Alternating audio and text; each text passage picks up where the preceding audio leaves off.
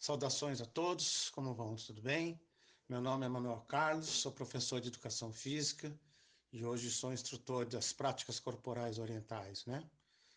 Qigong, Tai Chi, Yoga, meditações e outras práticas, tá bom? Bom, naquele meu primeiro programa eu falei um pouquinho sobre o que é o taoísmo de uma forma geral, né? O histórico, essa questão toda. Então agora a gente vai falar um pouquinho de algumas partes importantes do Tao Te Ching, do livro taoísta, tá bom? Primeiro, o que abre aqui o livro chama Síntese das Antíteses, né? Então está escrito assim: só temos a consciência do belo quando conhecemos o feio, só temos a consciência do bem quando conhecemos o mal, né? E assim vai, né? O fácil e o difícil se completam, né? O grande e o pequeno são complementares, por aí vai. Né? Isso daí é o início do taoísmo, né? A base de todo o taoísmo, a questão do yin e do yang, né? Só relembrando, a energia yang é o princípio masculino, a que vem do céu, né? Que penetra, que transforma, ela é quente, ela é clara, é a da ação, né? E a energia yin, então, é o princípio feminino, né? É a terra, é o escuro, tem a força da germinação. E esse ciclo de luz e terra, né, é que faz toda a energia do planeta girar, tá bom? Que dentro da gente, né, circula também como Qi, como energia vital, né, e o descompasso entre o Yin e o Yang, entre o ativo e o passivo, né, o calado, o sossegado, né, o equilíbrio entre essas duas forças é que nos faz bem, tá bom? Então esse é o princípio básico do taoísmo, do equilíbrio, né, do caminho do meio, como diria o Buda, e que a gente, quando nessas nossas conversas, a gente vai ver que eu sempre vou pontuar, né, como tal está presente em tudo, tá bom? Tem uma parte aqui do Tao Te Ching que ele fala que o sábio não se prende aos frutos da sua atividade, né? Isso daí é uma coisa muito clara no Gita, né? Que fala que a gente não deve estar apegado ao fruto do trabalho, e sim ao trabalho, né? Se a gente fizer o nosso trabalho dia a dia, devagarzinho, com consciência, os frutos podem vir, né? Mas se a gente tiver só com o objetivo no final, né, dificilmente o caminho não será bem feito. Ou seja, temos que prestar atenção no caminho e não no final da jornada, tá bom? Porque os frutos do trabalho podem não vir, né? E a gente fica frustrado.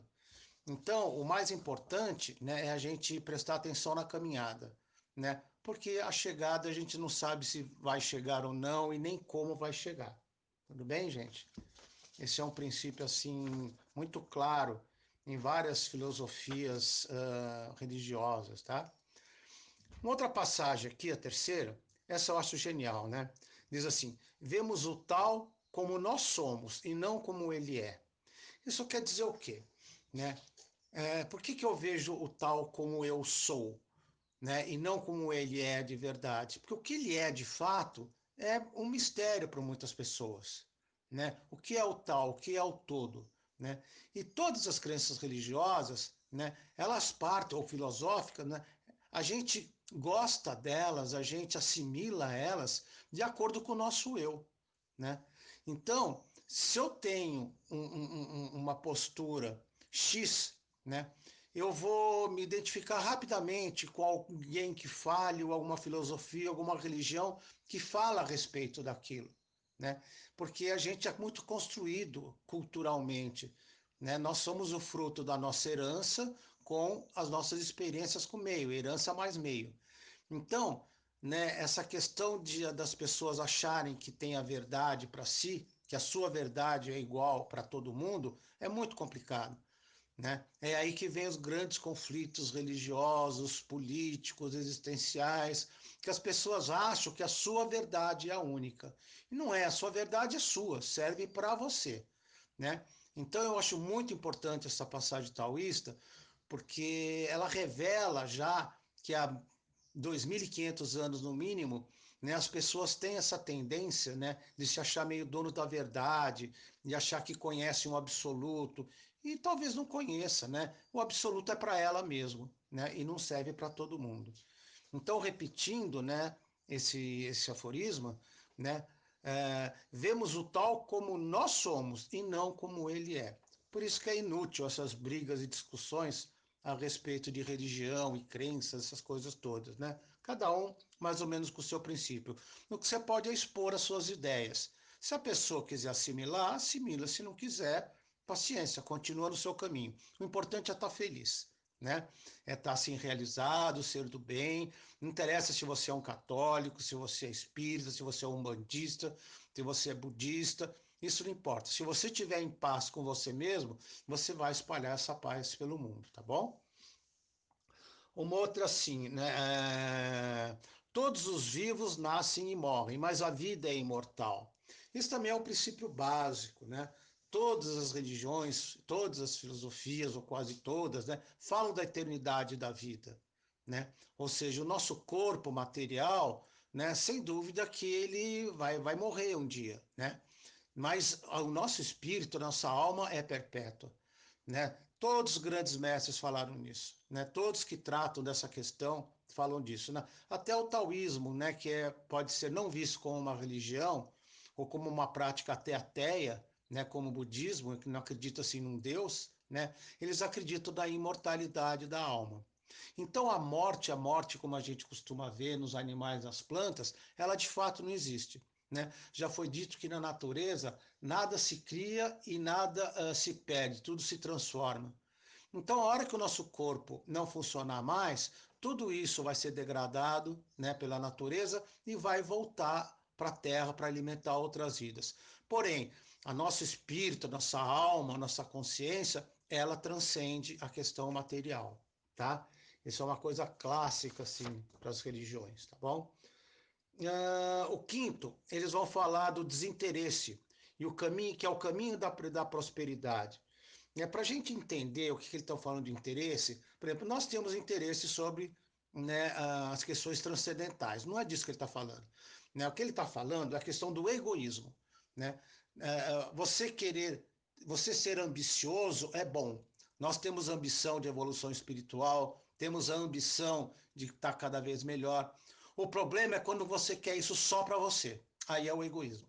Né? Quando você começa a tolher a atitude dos outros, começa a prejudicar os outros, que só você quer aparecer, só você que quer se dar mal, se dar bem. Né? Então, quando ele fala em desinteresse, que é o caminho da prosperidade, ele está falando do interesse egoísta de ser. Né?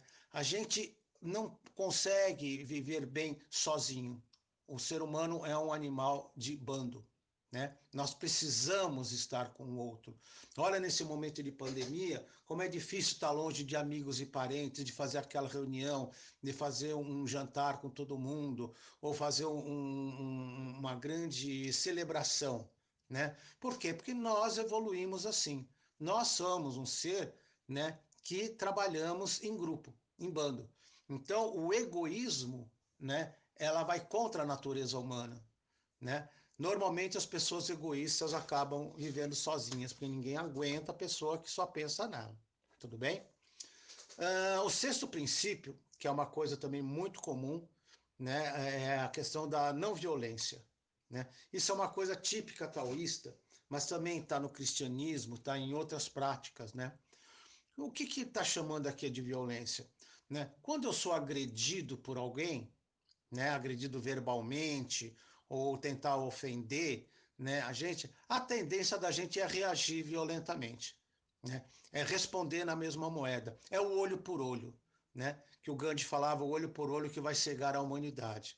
Então, toda vez que vem uma agressão, que é uma energia yang, que vem muito forte, né? Eu tenho que ser yin, né? Eu tenho que como a terra, né, absorver aquela tempestade que vem, né, absorver aquela água, absorver, né, aquela agressão toda e tentar transformá-la. Tá? Então, a hora que eu não vou para o embate, mas que eu tento entender a agressão da pessoa, né, a hora que eu compreendo aquela violência, né, eu abro as portas para o perdão. Né? Então, pessoas muito inseguras costumam ser muito agressivas, né? Ser muito violentas. Tá? Se a gente tiver essa postura yin, né? De receber aquela carga em excesso e transformar a gente naquele momento num ser yin, né? Eu vou absorver aquilo Eu não vou para o embate, porque Yang mais Yang vai dar atrito, né? São dois carros batendo de frente, né? Então eu vou receber aquilo, vou assimilar aquilo, posso até demonstrar que não gostei, né? Mas não vou para o embate em seguida, né? Eu vou elaborar, vou pensar, vou repensar aquilo que aconteceu e tentar entender porque aquela pessoa está tão desesperada, está tão agressiva, tá? Mesmo nas lutas, né, no Tai Chi, né, mostra que quando vem um golpe direto para a gente, você não enfrenta aquele golpe, você absorve com as mãos, claro, para não ser atingido, absorve com as mãos e faz aquela energia toda passar e a pessoa passa por você, tá bom? Isso daí, quando a gente trabalha a luta do Tai Chi, aparece muito, é interessante. Um outro princípio que ele vai falar aqui é fazer o necessário e não o supérfluo, né? O supérfluo, né, é aquilo que a gente faz ou compra ou tem que a gente não precisa. A sociedade de consumo, né, nos leva a viver basicamente em cima do supérfluo. Se a gente vivesse o estrito necessário para viver bem e ter paz, né, o planeta não seria essa grande lata de lixo que está por aí, né? Então, né, esse acúmulo de poluentes, né, esse acúmulo de plásticos, por exemplo, né, é o supérfluo, né? É coisa que a gente descarta, porque grande parte da coisa a gente não usa. É só olhar para a casa da gente o quanto de coisa a gente tem que a gente não usa, né? Então, o supérfluo parece que não é uma coisa assim do mundo capitalista, não é uma coisa assim da sociedade industrial, né, moderna, urbana, porque isso aqui foi comentado há 2.500 anos, né?